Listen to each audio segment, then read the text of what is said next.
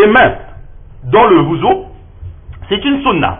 Cela ne fait pas partie des faraïs du wuzu, mais c'est une sunna.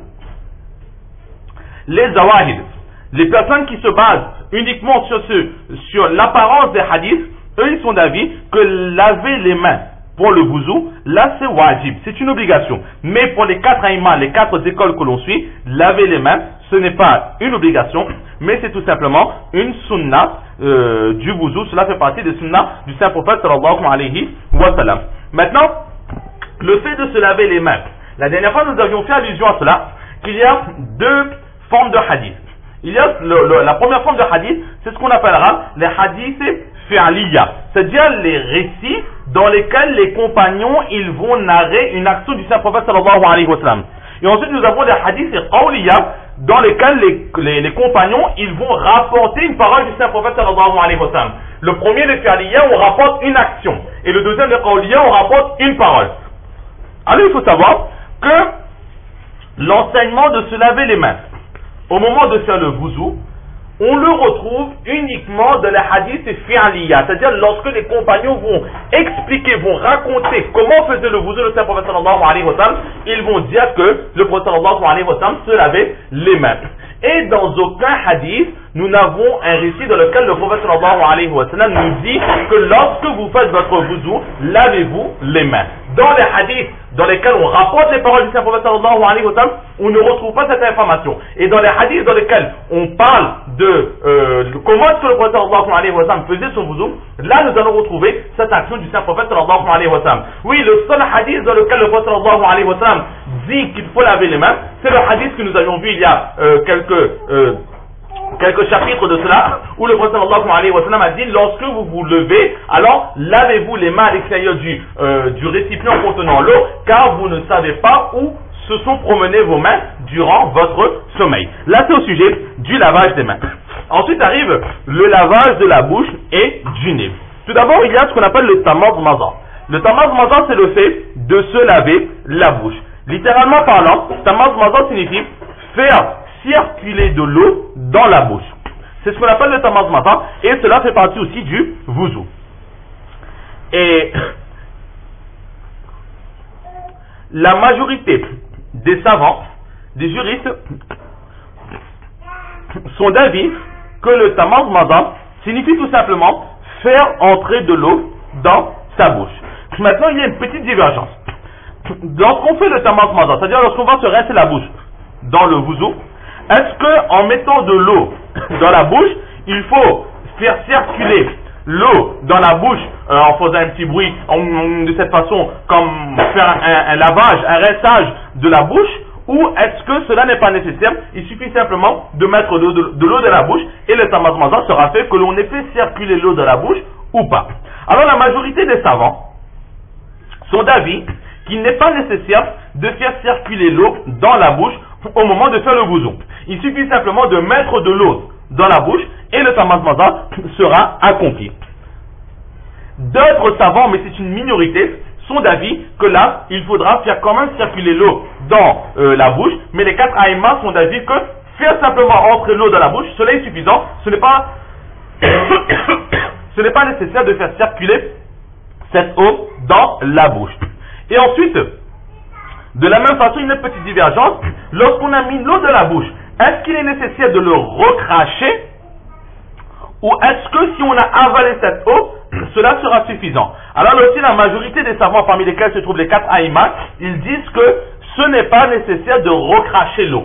C'est-à-dire que si par exemple quelqu'un, il doit faire son wuzu, et avant de faire son wuzu, dans le niyat, il a déjà fait l'intention de faire le wuzu, il boit de l'eau directement, alors le tamadmaza sera accompli. Pourquoi? Parce que le tamadmaza consiste simplement à faire entrer de l'eau dans la bouche, il n'est pas nécessaire de le faire circuler. Selon l'avis de la majorité des savants, il n'est pas non plus nécessaire de le recracher. Donc si quelqu'un il a bu de l'eau en faisant ce wuzu, on va dire qu'il a fait le tamadmaza, il a fait le rinçage de la bouche qui est demandé dans le wuzu, donc il a mis en pratique cette sunna.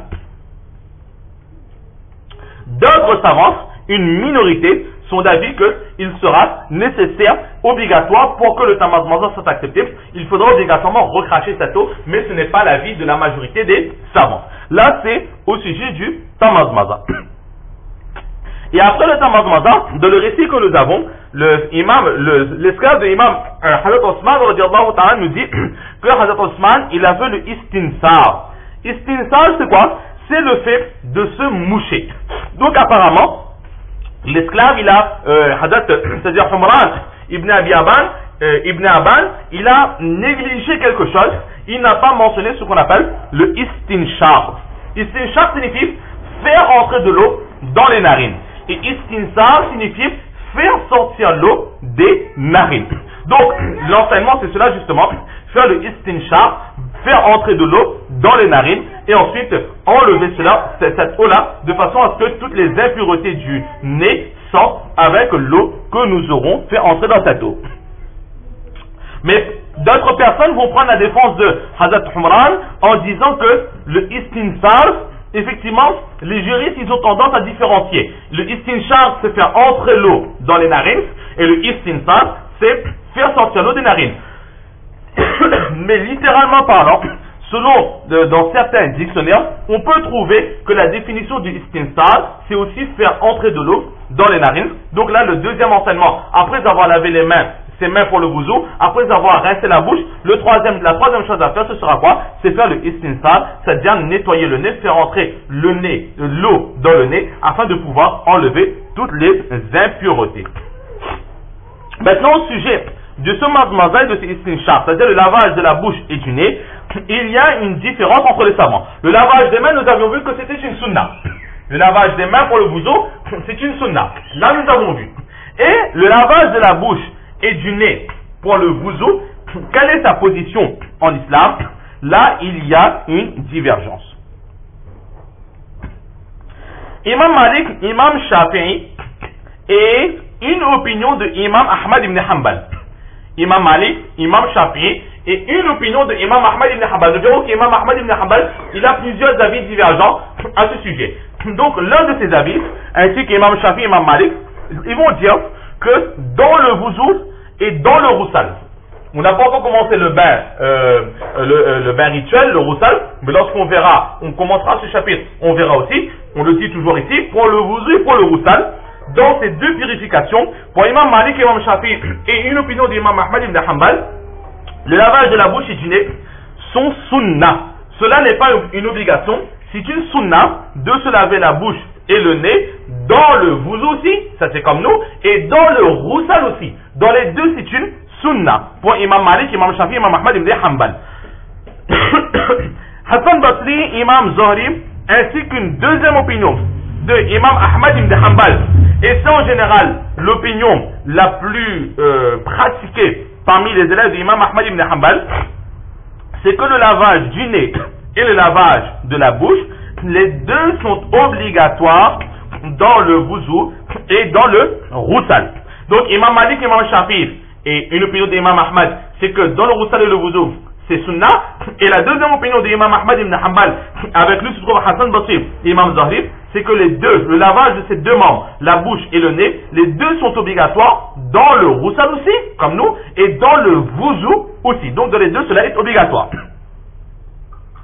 Daoud Zahiri, lui, il dit que dans le wuzu, le lavage du nez, dans le wuzu et dans le roussal, cela est wajib. Le lavage du nez est obligatoire dans le roussal et dans le wuzu. Et le lavage de la bouche pour Daoud Zahiri, dans le wuzu et dans le roussal, cela est une sunnah. Donc lui, il va un petit peu à l'envers. Il différencie le lavage de la bouche et le lavage du nez. Pour lui, le lavage du nez est plus important. Donc il est obligatoire dans le roussal et dans le wuzu. Et le lavage de la bouche est un peu moins important. Donc pour lui, cela restera une sunnah dans le roussal et dans le wuzu. Et là, c'est aussi une troisième opinion de Imam Ahmad ibn Hanbal. Ensuite, nous avons Imam Abu Hanifa, l'enseignement que nous suivons. Lui, il a fait la différence, non pas dans le lavage de la bouche et du nez, mais il a fait une différence entre le wuzu et le roussal. Pour lui, dans le wuzu, le mazmaza et le istinshar, c'est-à-dire le lavage de la bouche et le lavage du nez, seront sunnah dans le wuzu, et cela sera obligatoire, wajib, dans le roussal. Donc, pour Imam Abu Hanifa, le lavage de la bouche et du nez sont sunnah dans le wuzu et obligatoire, wajib, dans le roussal.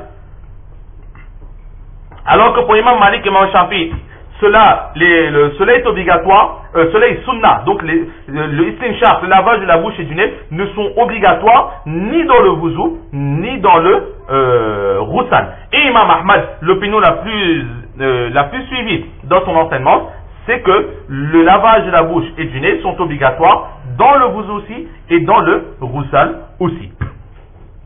Donc là c'est sur l'ordre au sujet du lavage de la bouche et du nez. Maintenant, parmi les élèves de Imam Abu Hanifa, il y a Imam Zandousti qui dit que lorsqu'on lave la bouche et on se lave le nez, il est nécessaire, il est préférable de faire entrer ses doigts dans ses narines et dans la bouche, et afin justement de bien nettoyer, de faire un nettoyage complet en mettant son auriculaire, son petit doigt